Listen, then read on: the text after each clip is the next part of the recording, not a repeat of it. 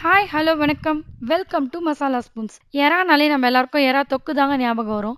ஆனால் இன்னைக்கு அதை விட டேஸ்ட்டாக ஹோட்டல் ஸ்டைலில் ப்ரான் யூஸ் பண்ணி தவா ஃப்ரை எப்படி செய்யுதுன்னு பார்க்கலாம். இந்த சேனலை நீங்கள் இன்னும் சப்ஸ்கிரைப் பண்ணலன்னா மறக்காமல் சப்ஸ்கிரைப் பண்ணிக்கோங்க.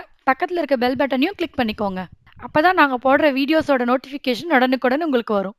வாங்க டைம் வேஸ்ட் பண்ணாமல் வீடியோக்குள்ளே போகலாம்.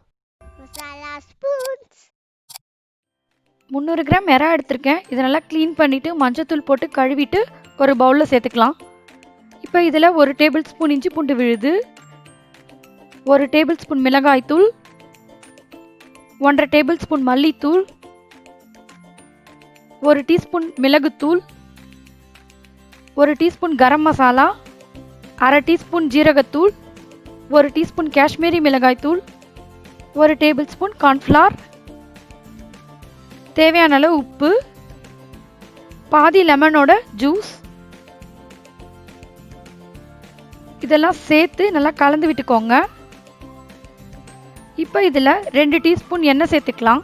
இந்த எண்ணெய் எதுக்கு சேர்க்குறோன்னா அந்த மசாலா எல்லாம் இறால நல்லா மேலே வந்து கோட் பண்ணுறதுக்காக சேர்க்குறோம். இப்போ ரெடி ஆயிடுச்சு. இது அப்படியே ஒரு 15லேருந்து 20 நிமிஷம் அப்படியே ஊறட்டும். ஃப்ரிட்ஜிலலாம் வைக்கணும்னு அவசியம் இல்லை. இப்போ ஒரு 15 நிமிஷம் ஆயிடுச்சு. ஒரு இரும்பு தவாவில் 2 டீஸ்பூன் எண்ணெய் சேர்த்துக்கலாம். நீங்கள் நான்ஸ்டிக் பேன் இருந்தால் கூட அது கூட யூஸ் பண்ணிக்கலாம். இப்போ இதில் கொஞ்சமாக ப்ரான் சேர்த்துக்கிட்டு அதில் கலந்து விட்டுருங்க. நல்லா அந்த எண்ணெயோட அந்த ப்ரான்ஸையும் நல்லா மிக்ஸ் பண்ணி விட்டுடுங்க. நம்ம சேர்த்த மசாலாவோட பச்சை வாசனைலாம் போகிறதுக்காக இப்போ இதை கலந்து விட்டுட்டு மூடி வச்சு ஒரு 1½ நிமிஷம் நல்லா வேகட்டும். 1 minute 37 seconds later. இப்போ 1½ நிமிஷம் ஆயிடுச்சு. இப்போ பாருங்கள், சூப்பராக அந்த மசாலாவோட கலரே சேஞ்ச் ஆகிருக்கு.